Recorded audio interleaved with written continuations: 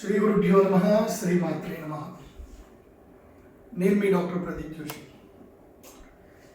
మీ అందరి కోసం సరికొత్త విధానంలో జ్యోతిష్ శాస్త్రాన్ని సైంటిఫిక్గా మీ అందరికి అందించే ప్రయత్నం చేస్తున్నాను. జ్యోతిష్యం అనేది ఏదో మా నాన్నను మా తాతను లేకపోతే ఒక 2 జనరేషన్ నుంచి వచ్చింది కాదు. ఇది మనము పుట్టక మునుపు మనకి ఏదైతే కనుక మనం సంస్కృతి అని ఏదైతే అనుకుంటున్నామో, మన ఈ సాంఘిక జీవనం ఏదైతే అనుకుంటున్నామో, ఇది ఏది పుట్టకన్నా మునిపే జ్యోతిషం అనేది పుట్టింది. మనిషి ప్రతి ఒక్క జీవన విధానానికి సంబంధించిన కాన్స్టిట్యూషన్ అన్నమాట. ఎట్లాగైతే మనం ఒక కాన్స్టిట్యూషన్ ఎట్లాగైతే రాసుకున్నామో, అంటే ఇప్పుడు మనం భారతదేశంలో ఉన్నాము, మనం ఫలానా కొన్ని పనులు చెయ్యాలి, కొన్ని పనులు చెయ్యకూడదు. ఈ దేశంలో మనం ట్యాక్స్ కడుతున్నాము, దుబాయ్లో ట్యాక్స్ కట్టట్లేదు. ఈ దేశంలో మనం ట్యాక్స్ చాలా తక్కువ కడుతున్నాము, అమెరికాలో 30% వాళ్ళ ఇన్కంలో కంపల్సరీ ట్యాక్స్ కట్టాల్సిందే. సో ఇలా ఒక్కొక్క దేశానికి డిఫరెన్సియేషన్ ఉన్నట్టే ప్రతి ఒక్క మనిషికి, ప్రతి ఒక్క జీవికి, ప్రతి ఒక్క ప్రాణికి, అంటే చీమ దగ్గర నుంచి మొదలు చేసుకొని డైనోసార్ అనుకోండి, ఏదైనా అనుకోండి, చెట్టు కూడా, ప్రతి చెట్టు, అంటే ప్రాణం ఉన్న ప్రతి వస్తువుకి ఒక ధర్మం అనేది ఉంటుంది. అయితే ఈ నేచర్లో ఒక మనిషి ఒక పక్కన, మిగతా అన్ని క్రియేచర్స్ అన్ని పక్క, అంటే జలచరాలు కానీ, అంటే నీళ్ళలో తిరిగేటివి కానీ, భూచరాలు కానీ, అంటే భూమి మీద నడిచేటివి కానీ, కేచరాలు అంటే ఆకాశంలో పోయేటివి కానీ, లేదంటే పాదపములు అంటే ఏంటి, వృక్షాలు కానీ, ఇవన్నీ కూడా ప్రాణము ఉన్న కిందికి లెక్క. బట్ దీని లోపల మనిషి అనేటువంటి వాడు డిఫరెంట్ ఎందుకు అయ్యాడు తెలుసా మీకు ఆ విషయం? ఒక డిఫరెన్సియేషన్ కరెక్ట్గా ఆలోచించండి. మనిషికి ఈ ప్రపంచంలో ఉన్న అన్నిటికీ, ప్రాణులన్నిటికీ ఒక డిఫరెన్సియేషన్ ఉంది. ఏం తెలుసా? మనము స్ట్రైట్గా నడుస్తున్నాం, మన స్పైన్ స్ట్రైట్గా ఉంది. అంటే మన స్పైన్ ఈస్ట్కి కానీ, వెస్ట్కి కానీ, సౌత్కి కానీ, నార్త్కి కానీ లేదు. సో ఎరిక్టెడ్ స్పైన్ మనది. మన బ్రెయిన్ ఏదైతే ఉందో ఇక్కడ మనకి రిసెప్టర్స్ ఉంటాయి. ఇవి ఇప్పటికి కూడా సైన్స్కి అందని అద్భుతమైన విషయాలు. ఇది కాస్మిక్ ఎనర్జీలో మాత్రమే ఉండేటువంటి విషయం. సో ఈ రిసెప్టార్స్ మనకి కనెక్ట్ అవుతాయి కాబట్టే వీఆర్ గెయినింగ్, వీఆర్ గ్రోతింగ్. చిన్నపిల్లలుగా ఉన్నప్పుడు మనం అంబాడతాం, అప్పుడు మన యొక్క స్పైన్ ఎలా ఉంటుందంటే వర్టికలర్గా ఉంటుంది, అంటే ఇలా ఉంటుంది, అంటే ఉత్తర దక్షిణ ధ్రువాలు ఏదో. సో అంబాడతాం మెల్లిగా. ఎలాగైతే నిల్చుంటామో, ఎలాగైతే మనం స్టాండ్ అవుతామో, అలా మనకి విచక్షణ అనేది స్టార్ట్ అవుతుంది. కోరికలు మనకి ఎవరూ నేర్పించాల్సిన అవసరం లేదు. చిన్న బుడ్డోడికి అరే అది అడుగు అని నువ్వు నేర్పించాల్సిన అవసరం లేదు. ఆ బుడ్డోడికి ఇది పెద్ద కాగానే డాడీ నాకు అది కావాలని వాడు అల్లరి చేస్తాడు. ఎవరు నేర్పిస్తారు? సో అదే కర్మఫలం. ఎప్పుడైతే మనిషి తను ఎదిగి తన కాళ్ళ మీద తను నిలబడి ఒక స్టాండ్కి రాగానే రిసెప్టార్స్ కనెక్ట్ అయిపోతాయి కాస్మిక్ ఎనర్జీ నుంచి.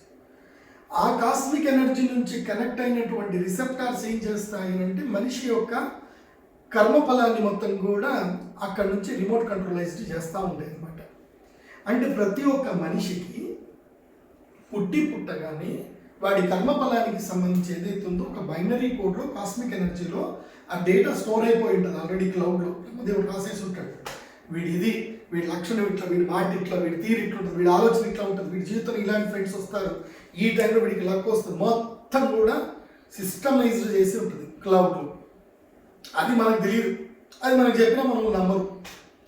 దానికి ఏం చేశారు అని అంటే నక్షత్ర పారిజాతం అని, బృహత్పరా హోరశాస్త్రం అని, ఫలదీపిక అని, మంచి చాలా చాలా చాలా మానసాగరి అని ఒక అద్భుతమైనటువంటి పుస్తకాలు రాశారు మన వాళ్ళు. అందులో ది బెస్ట్ స్ట్రాంగెస్ట్ బుక్లు ఉన్నాయి. నేను నా జీవితంలో మా గురువు గారు నాకు ఒకటి చెప్పారు ఎడ్యుకేషన్ స్టార్ట్ అయ్యటం, ప్రదీప్ నువ్వేం చేయంటే ఋషిప్రోక్తము దేవప్రోక్తమైనటువంటి వాటిని మాత్రమే చదువు. ఈ మధ్యలో కొంతమంది డెవలపర్స్ వస్తారు, గణేష దైవజ్ఞ కానీ, తర్వాత వరామీరుడు కానీ, వీళ్ళంతా కూడా కాళిదాస్ కూడా రాశాడు. వీళ్ళంతా డెవలపర్స్. అంటే ఈ కాలంలో ఈ ఒక 200-300 సంవత్సరాలు 200-300 సంవత్సరాలకు వెనుక వైపోయాడు. వీళ్ళు కూడా అద్భుతమైన గ్రంథాలు రాశారు, లేదని చెప్పను. They are well versed scholars. కానీ దే ఆర్ ఆల్సో లెర్నర్స్. వాళ్ళు నేర్చుకొని రీసెర్చ్ చేసిన మహాద్భుతమైన పండితులు. సో నువ్వేం చెయ్యవు అంటే నీ యొక్క జ్ఞానాన్ని డైరెక్ట్గా భగవంతుడి నుంచి తీసుకో. శివుడు ఏం చెప్పాడు, బ్రహ్మ ఏం చెప్పాడు, పురాణాల్లో ఏం చెప్పారు, అట్లాగే ఋషులు ఏం చెప్పారు, అవి నువ్వు ఏం చెప్పారు. జ్యోతిష్ శాస్త్రంలో 18 ప్రవర్తకులు ఉన్నారు. 18 ప్రవర్తకులు అంటే ఎవరు అంటే సౌరపితామహో వ్యాసో వశిష్ఠోత్రి పరాశర కశ్యపో నారదో గర్గో మరీచి మను అంగీరస లోమశ పౌలిశ్చైవ చవనో యవనో భృగు రోమకాష్ట దశశ్చైతే జ్యోతిష్ శాస్త్ర ప్రవర్తక. సో ఇలా 18 ప్రవర్తకులు. ఈ 18 ప్రవర్తకుల్లో గణేష దైవజ్ఞ పేరు రాలేదు, రామీరుడి పేరు రాలేదు, కాళిదాస్ పేరు రాలేదు. సో నాకు మా గురుగారు చెప్పింది అదే, నువ్వు పబ్లిక్కి జనాలకు అద్భుతమైన ఎసెన్స్ ఇవ్వాలి అనుకుంటున్నావు, జ్యోతిష్ శాస్త్రం సంబంధించి నాలెడ్జ్ ఇవ్వాలనుకుంటున్నావు, just drag from the main essence. Main ఎక్కడైతే ఫ్రూట్ ఉంటుందో దాంట్లోకి ఎసెన్స్ లా ఆ రసాన్ని లా. సో ఇవాళ మీకు ప్రదీప్ జోషి అదే చెప్పబోతున్నాడు. సో ఇప్పుడు నేను చెప్పబోయే కంటెంట్స్ ఏదైతే ఉన్నాయో it's never been never after అని మీరు అనుకోవచ్చు. ఎందుకోసం అంటే జ్యోతిష్ శాస్త్రంలో మనమంటూ ఒక అద్భుతం, మనం ఏదైనా సరే ఒక సబ్జెక్ట్ చూడండి, మీరు నా వీడియోస్ చూస్తున్నారు అంటే you are very unique person అని నేను అనుకుంటాను. ఎందుకోసం అంటే unique persons only choose unique personalities. Pradeep Joshi వీడియోలో ఎందుకు చూస్తున్నావు అని అంటే నువ్వు ప్రౌడ్గా చెప్పొచ్చు, yes he's the qualified astrologer, he has done PhD in astrology from the UGC. Okay, and he has done 3 post graduations, 3 post graduation చేశాను నేను. MA Sanskrit, MA Astrology, MSc Yoga Therapy, and have learned many books, ancient books, and I am very qualified with 3 or 4 more languages. సంస్కృతం అద్భుతంగా చదవగలుగుతాను. నేను సంస్కృతంలో ఏ పుస్తకం ఇచ్చినా దాంట్లో నుంచి ముందు పెడితే దాని వ్యాఖ్యానం చెప్పేస్తాను. అలాంటి వాడు ఎవడన్నా ఉన్నాడు ఉంటే కనుమను మాట్లాడతాను. సో మనం మన జీవితంలో ఏదైనా ఒక సబ్జెక్ట్ నేర్చుకునేటప్పుడు అద్భుతమైన సబ్జెక్ట్ని అద్భుతమైన వ్యక్తుల దగ్గరనే నేర్చుకోవాలి. సగం తెలిసిన వాళ్ళ దగ్గర నేర్చుకుంటే జీవితం సగం లాగిపోతుంది. అది గుర్తుపెట్టుకో. మాట్లాడుతూ ఉంటే మాట ఇలా కంటిన్యూ కనెక్ట్ అవ్వాలి, అది ఇంపార్టెంట్. సో ఇప్పుడు ఈ ఎపిసోడ్స్లో ఏం చెప్పబోతున్నాను అంటే ఇది గుర్తుపెట్టుకోండి, ఇది నా సబ్స్క్రైబర్స్కి మాత్రమే చెప్తున్నాను. మీరు కంపల్సరీ సబ్స్క్రైబ్ చేసుకుంటేనే 27 నక్షత్రాల ఎపిసోడ్స్ మీరు చూడగలుగుతారు. సో కింద లింక్లో ఒక వీడియో ఉంటుంది, ఈ లింక్ ఉంటుంది. ఆ లింక్ని మీరు క్లిక్ చేయండి. క్లిక్ చేసి ఆ తర్వాత మాత్రమే అన్ని వీడియోస్ కూడా చూడండి. ఎందుకోసం అంటే ఈ సబ్జెక్ట్ ఏదైతే నేను చెప్పానో ఇది ప్రతి ఒక్క సబ్జెక్ట్లో ప్రతిదీ చాలా ఇంపార్టెంట్. Got it. సో ఇవాళ ఒక మంచి సబ్జెక్ట్ చూసుకోబోతున్నాం. మనిషికి అదృష్టం వచ్చేది ఎప్పుడు? ప్రతి ఒక్క మనిషికి అదృష్టం అనేది ఉంటుంది. ఎప్పుడు అదృష్టం వస్తుంది? ప్రతి మనిషి పుట్టగానే కొంతమంది అద్భుతమైనటువంటి శ్రీమంతుల ఇంట్లో పుడతారు, కొంతమంది పేద ఇంట్లో పుడతారు, కొంతమంది జీవితంలో కష్టాన్ని గురువుగా ఎంచుకుంటారు, కష్టాలు విపరీతంగా పడతారు. నాకంటూ ఒక టైం రాకపోతుందా అని ప్రతి ఒక్కళ్ళు అనుకుంటారు. దాని ఇంగ్లీష్లో అంటారు every dog has a one day అని చెప్పేసి. ప్రతి కుక్కకు ఓ రోజు వస్తుంది. అది రాంగ్. అది ప్రతి మనిషికి ఓ రోజు వస్తుంది. నీకు ఏ రోజు వస్తుంది చెప్పు. నీ రోజేంటో తెలుసుకో. ఎప్పుడైతే నీ రోజు ఎప్పుడో నువ్వు తెలుసుకున్నావో అప్పుడు నీ కాన్ఫిడెన్స్ లెవెల్స్ అలా అద్భుతంగా పైకి వస్తూ ఉంటాయి. బట్ అది ఎట్లా? హౌ? With astrology. ఇప్పుడు నేను మీకు ఇక్కడ ఒక ఎంటీ చార్ట్ వేసాను, ఇక్కడ ప్లానెటరీ ఇంప్లూ పేరు పెట్టాను, సూర్యుడు, ఇవన్నీ కూడా దశలు. ప్రతి ఒక్క మనిషికి తమ జీవితంలో ఆయా దశలో గ్రహాలు వస్తాయి. ఆ గ్రహాలు నక్షత్రాన్ని బట్టి వాళ్ళ యొక్క దశ డిసైడ్ అవుతుంది. నువ్వు ఏ నక్షత్రంలో పుట్టావు అనే దానితోటి నీ జీవితం డిసైడ్ అయిపోతుంది. నీకు లక్ టైం ఎప్పుడు, బ్యాడ్ టైం ఎప్పుడు, నీకు గండాలు ఎప్పుడు వస్తాయి, నువ్వు ఎప్పుడు చేస్తావు, సో నువ్వు ఆరాధించవలసిన దేవత ఏంటి, నువ్వు చేయాల్సిన మంత్రం ఏంటి, నువ్వు పోవాల్సిన ఫీల్డ్ ఏంటి, everything will be decided with the your birth star. నువ్వు పుట్టిన time, date of birth, time, place. నువ్వు పుట్టిన డేట్ ఆఫ్ బర్త్, టైం, ప్లేస్లో కరెక్ట్గా నువ్వు ఏ నక్షత్రంలో పుట్టావు, ఆ టైంలో ఏ లగ్నంలో పుట్టావు, ఆ లగ్నంలో ఉన్న ప్లానెటరీ ఆ యొక్క దశ, నీకు ఏ దశ నీకు ఎప్పుడు వస్తుంది, దీన్ని బట్టి నీ జీవితంలో నీ అదృష్టం డిసైడ్ అయిపోతుంది. Good it. సో ఇవాళ పర్టికులర్గా ఒక నక్షత్రం గురించి చెప్పాను ఈ ఎపిసోడ్లో. ఎందుకోసం అంటే ఈ ఎపిసోడ్ చాలా ఇంపార్టెంట్. మీరు 27 నక్షత్రాలకు సంబంధించిన ఏ ఎపిసోడ్ చూడాలి అన్నా సరే ఈ ఎపిసోడ్ని పూర్తిగా చూసిన తర్వాతనే ఆ ఎపిసోడ్కి దిగాలి, లేకపోతే మీకు అర్థం కాదు. ఓకే, నేను నా సబ్స్క్రైబర్స్కే చెప్తున్నాను ఇది. ఓకే, అండ్ ఇన్ ఫ్యూచర్లో కూడా నా ఛానల్ని నేను లాక్ చేయబోతున్నాను పేమెంట్ కిందకి. ఎందుకోసం అంటే I want only unique personalities like you. నేను అందరికీ చెప్పాలనుకుంటున్నాను, బట్ కొంచెమే టైం ఇస్తాను. సో ఇప్పుడు ఇది కుండలి. ఈ కుండలి ఇది మనకు సౌత్ ఇండియన్ కుండలి ఎక్స్ప్లెయిన్ చేస్తున్నాను. ఎందుకోసం అంటే నేను తెలుగులో మాట్లాడుతున్నాను కాబట్టి సౌత్ ఇండియన్ కుండలి. మోస్ట్లీ నేను జాతకం మాత్రం దీన్ని చూసి చెప్పాను, మీకు అర్థం అవడానికి చెప్తున్నాను. ఓకే, ఇవన్నీ కూడా రాశులు అంటారు. ఓకే, నంబర్ 1 అంటే మేషరాశి, వృషభ రాశి, మిథున రాశి, కర్కాటకం, సింహ, కన్య, తుల, వృశ్చిక, ధనస్సు, మకరం, కుంభం, మీనం. ఇది రాశులు. 1 2 3 4 అంటే ఇది. ఓకే, సో మళ్ళీ మీకు తెలుగులో రాయమంటే రాస్తాను. మేషం, వృషభం, సో మిథునం, కర్క, సింహ, కన్య, తుల,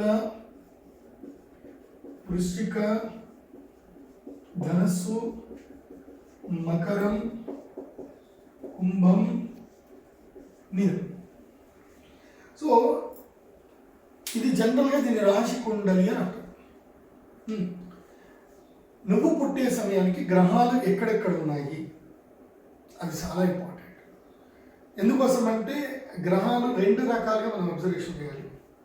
ఒకటి, నువ్వు పుట్టిన లగ్నం నుంచి గ్రహాలు ఎటువైపు ఉన్నాయి, ఒకటి పుట్టినప్పటి నుంచి లగ్నం నుంచి గ్రహాలు ఎక్కడెక్కడ ఉన్నాయని ఒకటి, తర్వాత గ్రహాలు ఏ ఏ రాశుల్లో ఉన్నాయి అనేది కూడా ఇంపార్టెంట్. ఈ 2 ఇంపార్టెంట్.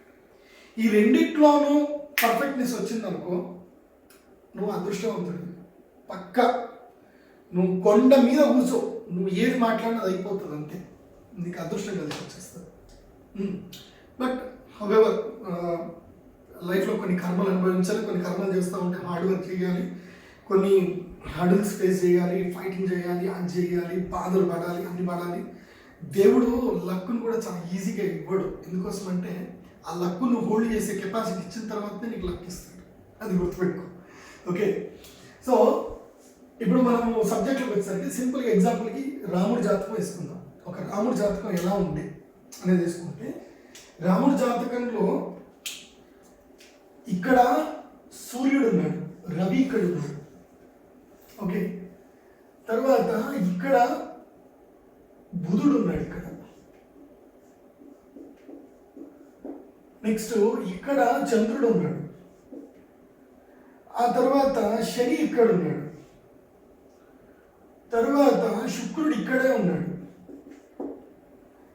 నెక్స్ట్ ఇక్కడ కుజగ్రహం ఉంది, అండ్ ఆయన పుట్టిన లగ్నము ఇదే కర్క లగ్నం, దీన్ని లగ్నం అంటారు.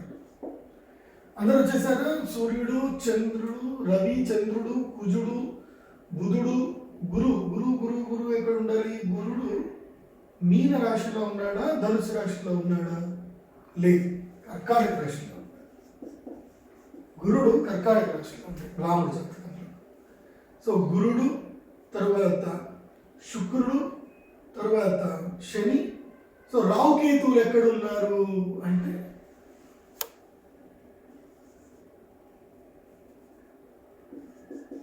కేతువు, రాహు. ఇది రామయ్య జాతకం. సరే, ఎందుకు రామయ్య జాతకం చెప్పాను చెప్పానంటే, నేను అన్ని గ్రహాలు ఉచ్చస్థానాలు చెప్పలేను కాబట్టి, చెప్తే మీకు అర్థం కాదు కాబట్టి, ఇప్పుడు దీంట్లో రవి గ్రహం ఒకటి ఉంది, పునర్వసు నక్షత్రం అని వేద్దాం. రాముడు ఎప్పుడు పుట్టాడు అంటే పునర్వసు నక్షత్రంలో పుట్టాడు. ఏ నక్షత్రము? పునర్వసు. ఈ నక్షత్రంలో పుట్టాడు. కేకో ఆహి పునర్వసు. కో అంటే కోదండ రాముడు అని ఎందుకు పేరు పెట్టారు అంటే కో అనే అక్షరం కాబట్టి. పునర్వసోత్రయం పుష్యమి ఆశ్లేషాంతం కర్కాటకం కాబట్టి కో కో అనే అక్షరంతో ఆయన జన్మనామం స్టార్ట్ అయింది. కోదండ రాముడు అని జన్మనామం. సో ఇప్పుడు జాతకంలో గ్రహాలు మంచి పొజిషన్లో ఉండాలి అని అంటారు కదా. రామయ్య జాతకంలో గ్రహాలు మంచి పొజిషన్ ఉన్నాయి. రవికి మేషరాశి ఉచ్చస్థానం, తులారాశిలో శనికి ఇది ఉచ్చస్థానం, బుధుడికి మిథున రాశి స్వక్షేత్రం, శుక్రుడికి వృషభ రాశి కూడా స్వక్షేత్రం. ఉచ్చ సంస్థేషు పంచసు అన్నారు. సో ఇక్కడ ఉంటాడు శుక్రుడు, ఇక్కడ ఉన్నాడు. స్వ ఉచ్చ సంస్థేషు పంచసు. సో బుధుడికి ఇది స్వక్షేత్రం అవుతుంది, రవికి స్వక్షేత్రమే. రవికి ఉచ్చస్థానము, శనికి ఉచ్చస్థానము, కుజుడికి ఉచ్చస్థానము, గురుడికి ఉచ్చస్థానము, శుక్రుడికి ఉచ్చస్థానం. 5 గ్రహాలు ఉచ్చస్థానంలో ఉన్నాయి. గురుడికి కర్కాటక రాశి ఉచ్చస్థానము, శనికి తులారాశి ఉచ్చస్థానము, రవికి మేషరాశి ఉచ్చస్థానము, శుక్రుడికి మీనరాశి ఉచ్చస్థానము, కుజుడికి మకర రాశి ఉచ్చస్థానము. ఇంకెవరు మిగిలారు? 5 అయిపోయారు. స్వచ్ఛ సంస్థేషు పంచసు. 1 2 3 4 5. అండ్ స్వ అని అన్నారు. స్వక్షేత్రంలో బుధుడు, స్వక్షేత్రంలోని చంద్రుడు. ఏం జాతకం తెలుసా మా రామయ్య? సూపర్ జాతకం. అరే రే రే, గ్రహాలన్నీ కూడా ఒకే దగ్గర ఉన్నాయి. చూసినా ఎంత లక్. కానీ రామయ్యకి ఏమైంది మరి? సుఖపడ్డాడు. మనమంతా మన రామయ్యని మన గుండెలో పెట్టుకున్నాం, కానీ ఆయన సుఖపడలే కదా. ఎందుకు? అది అనాలిసిస్ ఇస్తాం. సో నీ జాతకం అనాలిసిస్ చేయాలంటే ఒకసారి రామయ్య జాతకం చూస్తే ఈ జాతకం ఎంత అవుతుంది. ఓకే, ఇప్పుడు రాముడు పునర్వసు నక్షత్రంలో 3వ పాదం పుట్టిండు అంటే కోదండ రాముడు. అంటే 4 పాదాలకి జూపిటర్ దశ, పునర్వసు నక్షత్రం ఏమొస్తుంది? గురు మహాదశలోకి వస్తుంది. ఓకే, సో 16 సంవత్సరాలు ఉంటుంది గురు మహాదశ. సో ఒక పాదం అయిపోయింది. కే కో ఆ హి పునర్వసులో కే అనే అక్షరంలోకి రాలేదు. ఎందుకోసం అంటే అది మిథున రాశిలోకి వెళ్ళిపోతుంది కాబట్టి. రాముడు కర్క రాశిలోనే పుట్టాడు, పునర్వసు నక్షత్రంలో పుట్టాడు అన్నారు కాబట్టి కోదండ రాముడు. సో 16లో మనం 4 భాగాలు చేయాలి. అంటే 8 4 4 4 8 8 8 16 అంటే 4 సంవత్సరాలు తగ్గింది. సో రాముడు పుట్టే సమయానికి గురు మహాదశ ఎన్ని సంవత్సరాలు ఉంది అని అంటే 12 సంవత్సరాలు మాత్రమే గురు మహాదశ ఉంది. ఎన్ని సంవత్సరాలు? 12 years. ఇక్కడ గురు మహాదశ పోతాం. గురు మహాదశ 12 సంవత్సరాలు ఉంటుంది. Got it. సో గురు మహాదశ 12 సంవత్సరాలు ఉన్నప్పుడు 12 సంవత్సరాలు ఆయనకి గురువుడు చాలా బాగున్నాడు కాబట్టి అద్భుతంగా చాలా బాగా నడిచింది. కానీ 12వ ఏట ఏం జరిగింది? ఇది గుర్తుపెట్టుకోండి. ఇది నేను చెప్పింది రాసి పెట్టుకోండి. చాలా మంది నా ఫ్యాన్స్ ఉంటారు, వాళ్ళు ఇమీడియట్లీ రాసి పెడతారు. దశల యొక్క దానికి ఒక ఫార్ములా ఉంటుంది, ఇది బై హార్ట్ చేయండి. ఆస్ట్రాలజీ ఎవరైనా నా వీడియో చూసి నేర్చుకున్న వాళ్ళకి కూడా ఇది ఫార్ములా చెప్తారు, బై హార్ట్ చేయండి. ఈయన శశి రవి అనుకోండి, రవి శశి కుజ ఆహి జీవ మందగ్న శిఖి భాను సుతాహ అన్నారు. ఓకే, ఈయన శశి కుజ ఆహి జీవ మందగ్న భాను సుత. ఇప్పుడు రవికి ఇప్పుడు గురు మహాదశలో పుట్టాడు కాబట్టి నెంబర్ 1 గురుదశ. గురుదశ అయిపోయిన తర్వాత ఏమొస్తుందంటే ఆయనకి శని దశ వస్తుంది. ఓకే, ఎందుకోసం అంటే పునర్వసు నక్షత్రం తర్వాత వచ్చింది పుష్యమి నక్షత్రము, తర్వాత ఆశ్లేష నక్షత్రము, తర్వాత మఘ నక్షత్రము, ఆ తర్వాత మఘ ఉబ్బ నక్షత్రం. సో ఇప్పుడు ఈ లెక్కకు వచ్చేస్తే ఇక్కడ ఎన్ని సంవత్సరాలు అయిపోయినాయి అంటే 14 సంవత్సరాలు అయ్యాయి. ఇక్కడ రామయ్యకి 16 సంవత్సరాలు. సో ఇక్కడ వద్దు, మళ్ళీ కన్ఫ్యూజ్ అవుతారు, ఇక్కడ రాస్తాను. సో 12 సంవత్సరాలు రామయ్య, 12 సంవత్సరాలు అయిపోయింది. దీనికి ఎవరు అయ్యా అంటే పుష్యమి, శని. శని ఉచ్చ స్థానంలో ఉన్నాడు, మంచిది. శని ఉచ్చ స్థానంలో ఉన్నాడు, మంచిది. శని ఏం చేస్తాడు తెలుసా? కర్మని తీసుకొచ్చి ముందు పెడతాడు. బాబు నువ్వు కర్మ అనుభవించాలి, నా పని అది అంటాడు. ఇప్పుడు మీ ఊరికి ఒక స్ట్రిక్ట్ ఐపీఎస్ ఆఫీసర్ మీ ఊరికి వచ్చాడు అనుకో, నువ్వు ఎంత తోపైనా సరే నిన్ను తీసుకెళ్ళి లోపల వేసేస్తాడు. నువ్వు ఏదైనా తప్పు చేసి నీ ఛార్జ్ షీట్ ఉంటే కనుక తీసుకెళ్ళి చూస్తాడు, బాబు రా అని చెప్పి తీసుకెళ్ళి నీ ఛార్జ్ షీట్ ఫైల్ చేస్తాడు. ఎందుకు? అని డ్యూటీ అదే కాదు కాబట్టి. శనిగ్రహానికి యొక్క డ్యూటీ ఏంటంటే, అది రాముడైనా కృష్ణుడైనా ఎవరైనా సరే భూమి మీద పుట్టాడా మనిషి పుట్టాడా, నా డ్యూటీ నేను చేస్తాడు. సో శని ఏం చేస్తాడు అంటే దుఃఖాన్ని ఇవ్వడానికి స్టార్ట్ చేస్తాడు. ఎలా ఇవ్వాలా దుఃఖం అని చూస్తే, శని రవి చూస్తున్నాడు. ఇక్కడ సప్తమ దృష్టి ఉంటుంది, ఏ గ్రహానికైనా సప్తమ దృష్టి ఉంటుంది. సో ఆ సప్తమ దృష్టితో ఏం జరిగిందని అంటే, శని రవి చూస్తున్నాడు, రవి పితృకారకుడు అవుతున్నాడు. సో రవి పితృకారకుడు అయ్యేసరికి ఏం జరిగింది అంటే, ఈ తండ్రి మూలకంగా నేను దుఃఖం ఇవ్వాలి అని అనుకున్నాడు. అది కాక ఈ లగ్నం నుంచి ఈ స్థానం ఏ స్థానం అవుతుంది అని అంటే 8, 9, 10, 10వ స్థానం అంటే ఏంటి? రాజ్యస్థానం, అంటే అభిషేకం. పట్టాభిషేకమే ఈయనకి దుఃఖం అనేది ప్రారంభం అవుతుంది. పట్టాభిషేకం నుంచి నేను కొలాప్స్ అయ్యాను. ఎందుకోసం అంటే ఈయన దశమస్థానాన్ని చూస్తున్నాడు కదా. శని యొక్క దృష్టి కుదృష్టి, దేన్ని చూస్తాడు దాన్ని కాల్చేస్తాడు. చూశాడు శని. శని ఏమేమి చూస్తాడు తెలుసా? 3, 11, 7 దీన్ని చూస్తాడు. సో ఇక్కడ నుంచి 3 వేద్దాం. 1, 2, 3. 3వ స్థానాన్ని ఇక్కడ చూశాడు, ఇక్కడ 11వ స్థానాన్ని చూశాడు శని. ఇది తర్వాత చెప్తాను. ఈ 3వ స్థానం ఏంది, ఈ 11వ స్థానం తర్వాత చెప్తాను. ఓకే. సో ఇప్పుడు ఏమైంది, శని ఇక్కడ చూడటం వల్ల శని దశ స్టార్ట్ అయింది. రాముడు 12వ ఏటకే వనవాసానికి వెళ్ళిపోయాడు. ఎన్ని సంవత్సరాలు వనవాసం చేయాలి మరి రాముడు? 14 సంవత్సరాలు వనవాసం చేయాలి. సో శని మహాదశ ఎన్ని సంవత్సరాలు అంటే 19 సంవత్సరాలు. సో ఈ 19 సంవత్సరాలు రాముడు, 14 సంవత్సరాలు దాటిపోయింది. రాముడు వనవాసం చేయాల్సిన టైం ఎప్పుడో అయిపోయింది, రిటర్న్ రావాలి. కానీ సీతమ్మని ఎత్తుకపోయాడు కదా. ఇక్కడ ఒక లాజిక్, దేవుడు కాదండి, ఆయనకు వాళ్ళ వైఫ్తో ప్రాబ్లం రావడం ఏంది, భార్యని ఎవరో ఎక్కపోవడం ఏంటండి, ఈ లాజిక్ వస్తుంది కదా. ఇదిగో దీనే కాల సర్పదోషం అంటారు.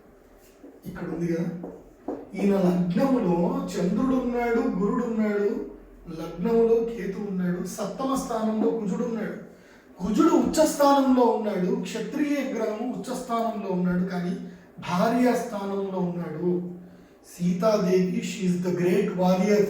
మీకు తెలియదు అసలు, రామాయణంలో సీతాదేవి గురించి చాలా సున్నితమైన క్యారెక్టర్ చెప్పారు, కానీ సీతమ్మ కత్తి తిప్పితే తలలు టకా టకా టకా లేచిపోతాయి.